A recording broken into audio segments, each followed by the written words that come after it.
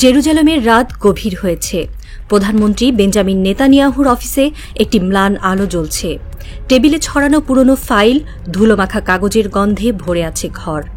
হঠাৎ তিনি একটি ফাইল খুললেন, আর চোখ আটকে গেল একটি নামে, সাইফুল আজম। জাতীয়তার নিচে লেখা বাংলাদেশি। পাতা উল্টাতেই নেতানিয়াহুর কপালে চিকন ঘাম জমল। তার সামনে উঠে এলো 1967 সালের আরব ইসরায়েল যুদ্ধের সেই ভয়ঙ্কর স্মৃতি। একজন পাইলট যিনি ইসরায়েলি বিমান বাহিনীর জন্য দুঃস্বপ্ন হয়ে উঠেছিলেন।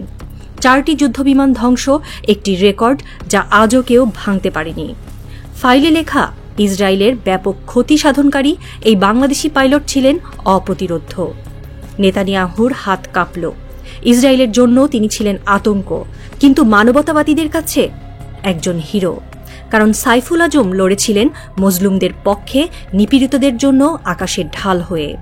নেতানিয়াহু চেয়ারে হেলান দিয়ে ভাবলেন, কে ছিলেন এই মানুষ? তার গল্প কি? বাইরে রাতের বাতাসে একটি অস্পষ্ট গর্জন শোনা গেল, যেন সেই পুরনো দিনের প্রতিধ্বনি। 1941 সালে পাবনার এক গ্রামে জন্ম সাইফুল আজমের। ছোটবেলা থেকেই তার চোখ ছিল আকাশের দিকে। গ্রামের মাঠে দাঁড়িয়ে তিনি বিমানের শব্দ শুনতেন আর স্বপ্ন দেখতেন একদিন তিনি আকাশে উড়বেন। 1950-এর দশকে তিনি পাকিস্তান এয়ারফোর্সে যোগ দেন। সেখানে তিনি প্রশিক্ষণ নেন, দক্ষতা অর্জন করেন। তার হাতে বিমান যেন জীবন্ত হয়ে উঠত। তিনি শুধু পাইলট ছিলেন না, আকাশের শিল্পী ছিলেন। 1965 সালে পাক ভারত যুদ্ধে তার প্রথম বীরত্ব প্রকাশ পায়। পাকিস্তানের হয়ে তিনি একটি ভারতীয় নেটজেট ভূপাতিত করেন। ভারতীয় পাইলট বিজয় মায়াদেব যুদ্ধবন্দী হন। এই কৃতিত্বের জন্য তিনি পাকিস্তানের 3য় সর্বোচ্চ সম্মান সিতারায়ে জুরাত পান। কিন্তু তার আসল গল্প শুরু হয় 1967 সালে, যখন তিনি মধ্যপ্রাচ্যের আকাশে পা রাখেন। 1967 সালের 5 জুন ভোরের আলো ফোটার আগেই মধ্যপ্রাচ্যের আকাশে কালো মেঘ ঘনিয়ে এলো। ইসরায়েলি বিমান বাহিনী মিশরের ওপর আতর্কিত হামলা চালাল। মিশরের বিশাল বিমানবহর মাটিতে থাকতেই ধ্বংস হয়ে গেল। শত শত যুদ্ধবিমান পুড়ে ছাই, রানওয়ে ধ্বংসস্তূপ। 24 ঘণ্টার মধ্যে আরব দেশগুলো 450টি বিমান হারাল।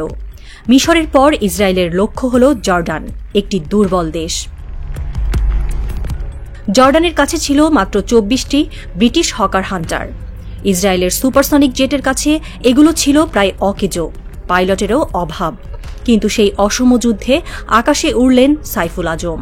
মাফরাত বিমান ঘাঁটি থেকে তিনি হকার হান্টার নিয়ে উড়লেন। তার হাতে বিমানটি যেন একটি তীর হয়ে উঠল। জর্ডানের আকাশে তিনি একা দাঁড়ালেন, কিন্তু তার সাহস ছিল অপরিমেয়। 5 জুনের সকাল সাইফুল আজমের লক্ষ্যে ধরা পড়ল ইসরায়েলের 2টি সুপারসনিক জেট। প্রথমটি ছিল একটি সুপার মিস্টার। তার অব্যর্থ আঘাতে বিমানটি আকাশ থেকে মাটিতে আছড়ে পড়ল। দ্বিতীয়টি ধোঁয়া ছড়াতে ছড়াতে পালালো, কিন্তু ইসরায়েলি সীমানায় গিয়ে ধ্বংস হল। একই দিনে আরও 2টি বিমান তার শিকার হল। মোট 4টি ইসরায়েলি যুদ্ধবিমান, একটি রেকর্ড যা আজও অটুট। ইসরায়েলের পরিকল্পনায় যেন ভূমিকম্প হল।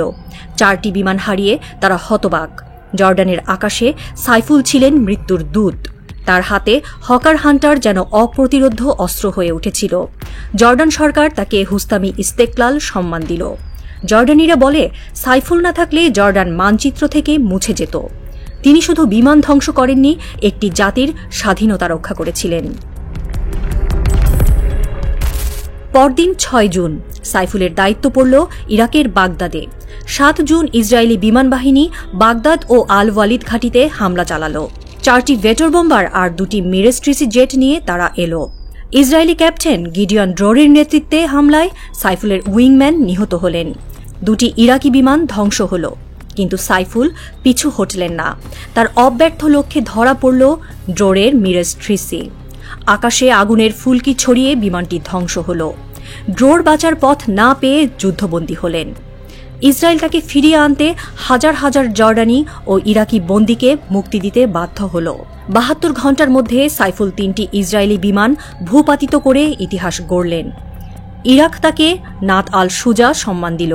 তার সাহস আর দক্ষতা আরব বিশ্বে কিংবদন্তি হয়ে উঠল। সাইফুল আজমের গল্প শুধু 1967 সালে সীমাবদ্ধ নয়। 1965 সালে পাক ভারত যুদ্ধে তিনি পাকিস্তানের হয়ে লড়েছিলেন। একটি ভারতীয় নেট জেট ধ্বংস করে তিনি সিতারায় জুরাত পান। তিনি পৃথিবীর একমাত্র পাইলট যিনি 4টি দেশের পাকিস্তান, জর্ডান, ইরাক ও বাংলাদেশ বিমান বাহিনীর হয়ে লড়েছেন। তার হাতে চলেছে 8টি দেশের বিমান: যুক্তরাষ্ট্র, ইংল্যান্ড, রাশিয়া, চীন, পাকিস্তান, জর্ডান, ইরাক ও বাংলাদেশ। তার দক্ষতা ছিল অতুলনীয়। 2001 সালে ইউএস এয়ার ফোর্স তাকে লিভিং ইগল হিসেবে স্বীকৃতি দিল। বিশ্বের 22 জনের মধ্যে একজন। আকাশে তার উপস্থিতি ছিল শত্রুদের জন্য ভয় আর মিত্রদের জন্য আশা। 1971 সালে বাংলাদেশের স্বাধীনতা যুদ্ধ শুরু হলে সাইফুল মাতৃভূমির পাশে দাঁড়াতে চেয়েছিলেন, কিন্তু পাকিস্তানি গোয়েন্দারা তাকে আটকে দেয়। 21 দিন অজ্ঞাত স্থানে জিজ্ঞাসাবাদের পর তাকে গৃহবন্দী করা হয়। স্বাধীনতার পর তিনি ফিরে আসেন। বাংলাদেশ বিমান বাহিনীর ভিত গড়েন তার হাতে। বীরশ্রেষ্ঠ মতিউর রহমানের প্রশিক্ষক ছিলেন তিনি। 1977 সালে তিনি উইং কমান্ডার হন, ঢাকা বিমান ঘাঁটির বেস কমান্ডার হন। 1980 সালে গ্রুপ ক্যাপ্টেন পদে অবসর নেন। অবসরের পর রাজনীতিতে যোগ দেন। বিএনপি থেকে পাবনা 3 আসনে 2 বার সংসদ সদস্য হন। 2020 সালে 14 জুন ঢাকার সিএমএইচ হাসপাতালে তিনি শেষ নিঃশ্বাস ত্যাগ করেন। কিন্তু তার গল্প শেষ হয়নি।